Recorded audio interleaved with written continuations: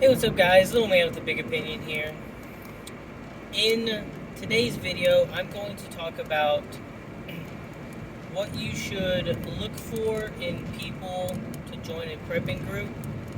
Uh, the benefits of having a group of people versus, just lone wolfing it. Now, I will go over some of the, pros and cons of a group versus not a group.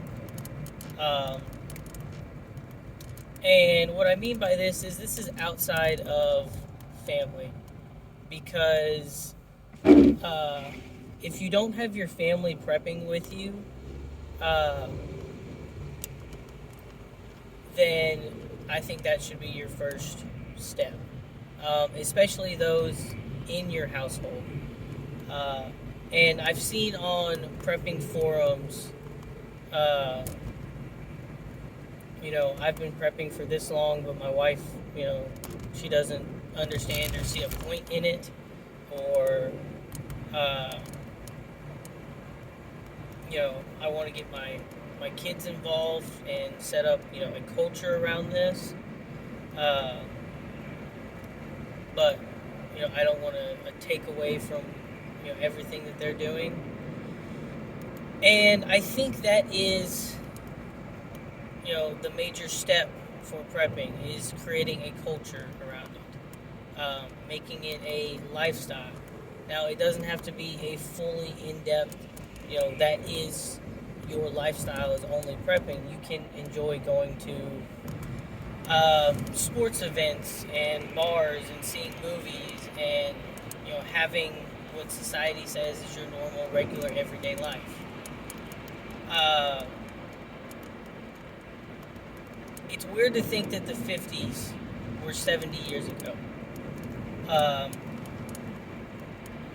and 70 years ago was about the beginning of, the major push for, city buildup, um, you know, urban development, the cookie cutter house, and everyone, all of society was, being put, you know, right next to each other. And it's just gone up from there. Uh, Less and less people are owning the amount of land that you need to be able to sustain yourself. Uh, and, you can call it a conspiracy theory or not, but, major corporations are buying up and buying out all of these old time farmers. They're purchasing the land and they're hiring workers to work on it. I wouldn't be surprised that within the next 50 to 100 years, and I'm being generous with the up to 100, uh, you know, the saying is you'll own nothing and you'll be happy. Uh,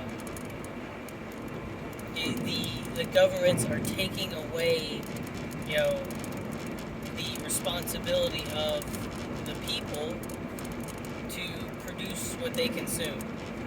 Uh, Now, there's also the massive movement of tiny house self-sustainability, uh, going off grid, because the technology out there is, you know, very great for that. I mean, if you don't have the money but you have the credit and the work, then you could put your down payment on the house and solar and water storage and start farming, and you treat it just like, our modern mortgage, 20 to 30 years, and you own it, it's yours, and you're self-sustainable. Now, obviously, there are ways to do it faster and, whatever. But the point I'm trying to get with this is when you're setting up a prepping group, uh, you want like-minded individuals. So what I just described, I think, is the ultimate prepper goal. If your prepping goal is to just have 1 month's supply of food, uh, then you're just putting a band-aid on a wound that needs stitches.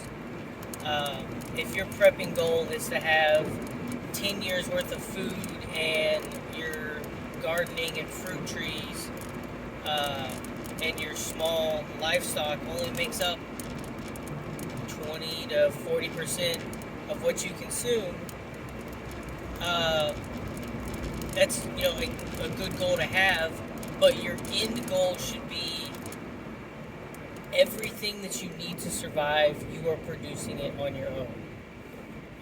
It's a very libertarian idea, and it's a very ambitious and honorary goal to have. Some of the only preppers that I think are halfway there to doing that is Bear Independent and Pastor Joe Fox. I don't think Bear has a community, a big community around him. Pastor Joe Fox has dozens of families involved, and they take care of each other. So, looking at their examples and then looking at the examples of some of the other preppers that you've probably watched before, Canadian prepper, city prepping, urban prepper. Someone I would add in the previous mentioned category of, very much on the way to the self-sustainability is also Alaskan Granny. And I would say my prepping goals is, nowhere near quite with the 3 that I mentioned at first, but further along the way than some of these other preppers. So, the culture is self-sustainability. We are greater in numbers, and so that's what you should inspire others to reach as well. And so when you're talking with people about prepping, everything has steps. Everything has, checkpoints along the way. And these individuals should want to also hit that point as well. And it's just like, if your New Year's resolution is to lose weight, get fitter, and, just be a more healthy person. If you're doing that by yourself, I'm not saying it's a bad thing because people can accomplish it by themselves, but having a gym bro or a gym partner that is doing the exact same thing you're doing next to you, encouraging you, making sure you remain accountable to your goal. It's the same idea with prepping. So, like my friend Blake, he, I would say, is at a very adolescent stage within his prepping. He's put away MREs. He owns firearms. He goes camping. He's got water storage. But nearly every time we talk, I'm always encouraging him to step his game up. Every time we talk, we're always talking about what we've added, what we're doing better, and in doing that, it keeps you from plateauing or even stopping altogether. Same thing with my good friend Wilson. He never thought he was a prepper because his family has continued the lifestyle of, they're cattle ranchers. Most of the beef that they consume comes from the beef on their farm. And the only beef I'm not talking about is if they go out to eat somewhere else. where they're eating at someone else's house. So a majority of their protein is coming from something that they produce themselves. Uh, they are still making a lot of their goods uh, themselves. Nowadays we call it homemade, but there was a time when it wasn't homemade. It was, if you didn't make it, you didn't consume it. Or if you didn't know someone who made it and you could trade something that you have excess for, you didn't consume it. It wasn't part of your diet. Uh, you know, planting the fruit trees because they make fantastic jam and peanut butter. Uh, Having the garden. It's a way of life for some people, and we have gotten so far away from that it's now, a learning thing for a lot of people. And so when I was talking to him about prepping and stuff, a lot of the things that he was already doing is what preppers would consider prepping. They're like, oh yeah, when we butcher a cow, we salt some of it, we cure some of it, we package it up for, long-term storage, and we sell the cows that we don't need, and you know we always have enough meat to last us the full year until it's time to butcher cows again. That's self-sustainability, if not in every category, a major one, because you need protein to survive. The beef that they are storing up for year-round consumption is exactly what it consumed to grow. Uh, you did everything, so where your food's coming from is what I'm getting at. So if you're watching my videos and you're already doing stuff like that, and you have friends or family that's already doing stuff like that, you're prepping and you just don't know it because it's still part of your culture, it's still part of your lifestyle. So look for people, on the easier side, look for people that are already doing these things. I'm not saying put an ad on Craigslist asking for preppers, because then you're probably going to get the kind of people that just watch The Walking Dead and own firearms, and they're probably going to be bullies in a grid down situation.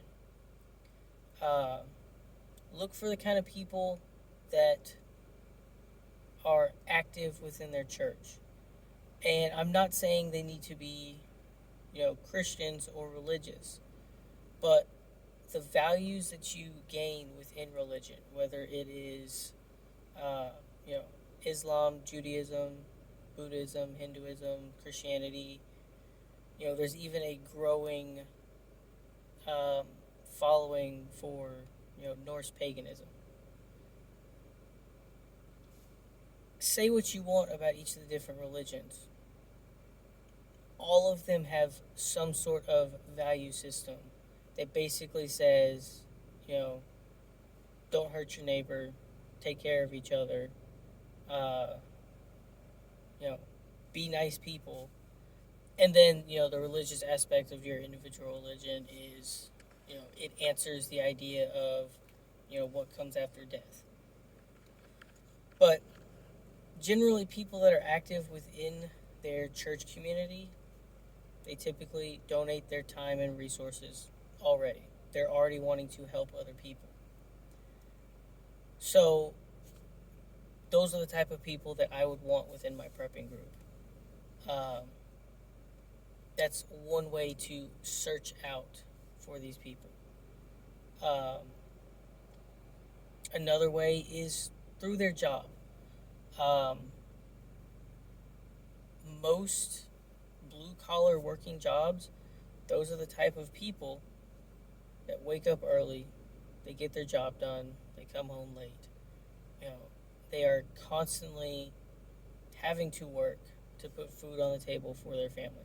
They're hard workers, they're dedicated to what they're doing, and they've learned a craft. you know, I don't care how much money you make as a social media influencer, that's one of the last jobs that will come back in a grid down situation. Um, a tax person, probably one of the last jobs that's going to come back in a grid down situation. Uh, you want the people that are as close to society as possible, and those are the jobs that probably won't even go away. Police officers, firefighters, doctors, construction workers. And when I say construction workers, I mean plumbers, welders, electricians, carpenters, concrete. I mean, we've split it up in so many ways that I don't think, the carpet guy is going to be in hot demand. But he's someone that is involved in, you know, the building of structures. So he's probably has some sort of, jack of all trades knowledge. If he does carpet, he can probably do mediocre carpentry. You know, those are the type of jobs that are going to be required in the grid down situation. And so having a diversified job pool within your prepping group is also a good thing. I also think they tend to have pretty decent values. They know what it means to work hard. They know what it means to earn their living. They take care of their families. That's another good place to look for prepping. The next place is, and what I mean by this is, you're not going out and trying to make friends with a welder just because you want the welder as part of your prepping group. These should be within your friend group already. A lot of the people I went to college with are not doing the exact same thing I'm doing. We became friends based off of our personalities, developed relationships, and then prepping came afterwards. If you're having to make new friends, then, or you don't have enough to meet all of these bubbles and things I'm talking about, then the friends that you have that are within your prepping group, maybe y'all should start learning skills. And that should be, pretty good for you. But the next way to look for, preppers to join your group is your other, social circles. I would say the other hobbies you're involved in. Because, like myself, I collect coins. I talk with people that collect coins. I play Magic the Gathering. I have friends that play Magic the Gathering. I work at a Boy Scout camp, so I have friends at the Boy Scout camp.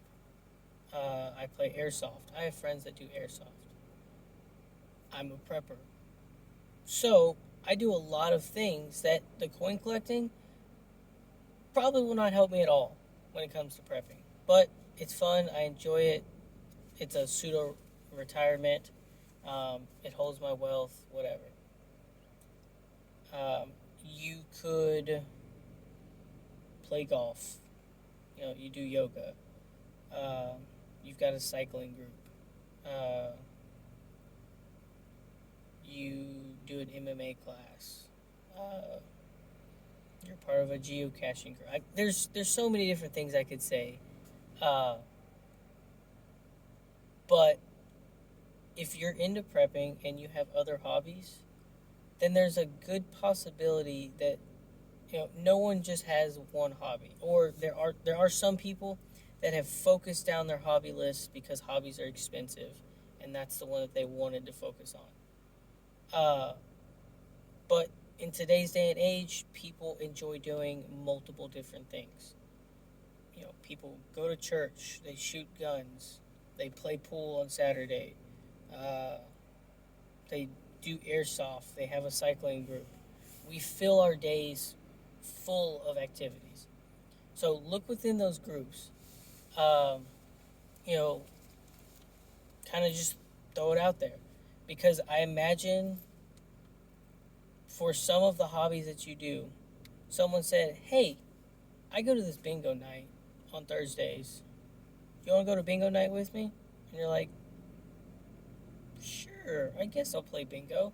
And you go, you have some fun, and eventually you might get to the point where you're asking other people, "Hey, I go to bingo night on Thursday.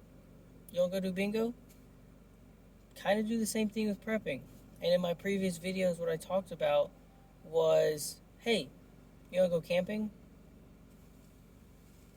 And that's one of your easy steps. Uh, you showcase prepping skills, and if those people don't have them, then you teach them, make them learn something. Then it's like, "Hey, you want to go shoot guns? Hey, let's come over to my house for drinks. You know, check out my other hobby. Uh, hey, you want to go shopping with me? And I'll show you uh, that it's not completely crazy what I'm doing. You know, there's a rationale thinking to this." And treat it like hobbies that are also within your social groups. Just be like, "Hey, test the water, try this." And if they like it, it's something that'll stick. And typically, if you get someone involved in prepping, um, for a very long time, they will look up to you for answers. Depending on how much time and resources and money they put into it, they could develop into an equal. So, my friend Blake, um, I've considered him an equal for several years. Uh, he's a few years younger than me, so he got, you know, started in prepping a little later than I did. But when it comes to our knowledge base, what we're looking out for, our plans and stuff, he's very much an equal in my eyes. So is my little brother Christian. So is my friend Wilson. But we all know what each of us are better at, uh, and what we struggle at, or what we're improving in. So when it comes to cattle, I'm not very versed in it. I've done a little work at friends' houses in high school, and going through college, done a little bit of work, but it's not my forte. Uh, so getting people into prepping, um, the only bad thing is they get to the point where they feel like they're better than you. They don't need to ask you for advice, and they just kind of move on. But really, that's few and far between. And it's like that with so many hobbies you get into. People are going to get into a hobby and then put all their time and energy into it. And when they feel like or know that they've exceeded, you know, their teacher or master's limit, that they just ignore you or disregard you as a lesser or anything like that.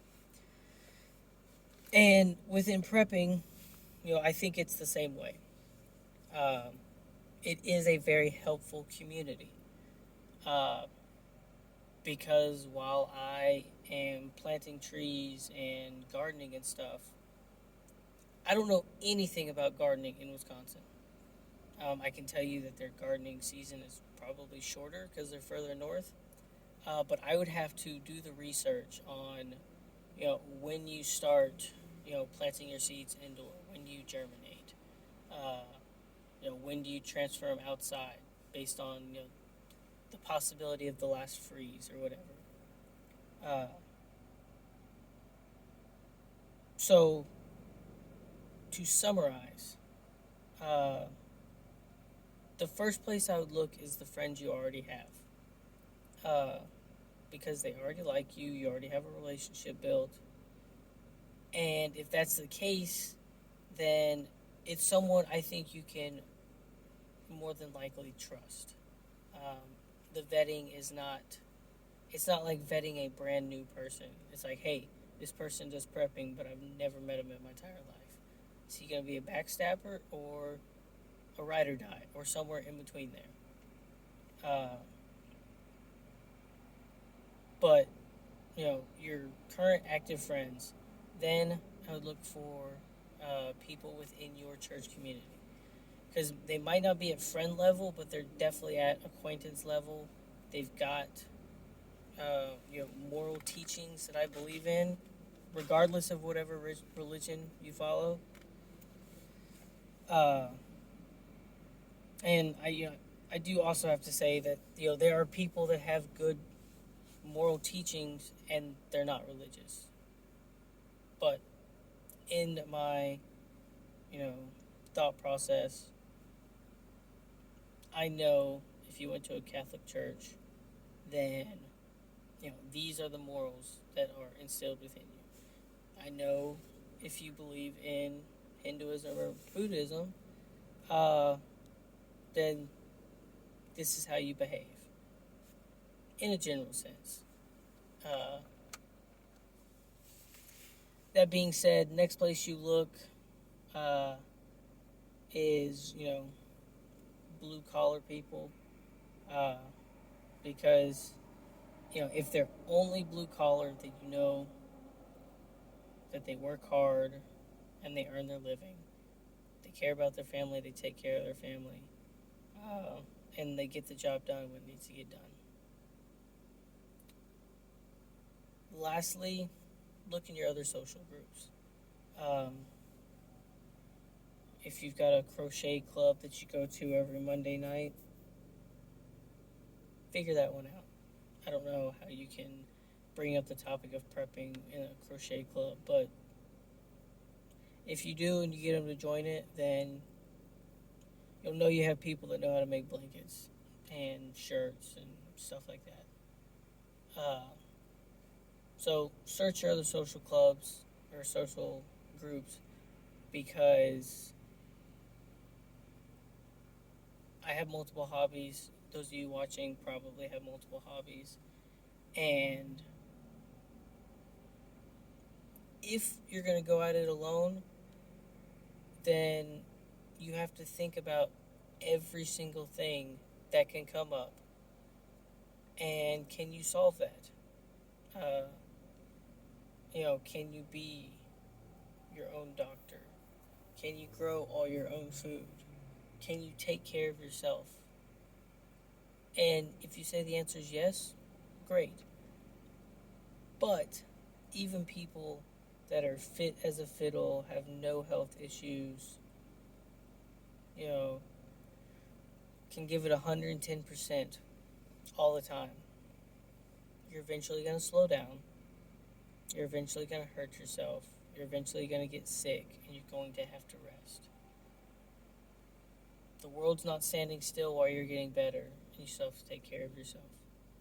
So, with that, this video is way too long, but if you've stuck around this long, then like, subscribe, share, and comment. And you should know what to do with each of those. Like the video if you like my content. Share the video with a friend or family member if you feel like they would benefit from our conversation. Subscribe to the channel if you like what I'm doing, and comment down below your thoughts. I'll catch you in the next one.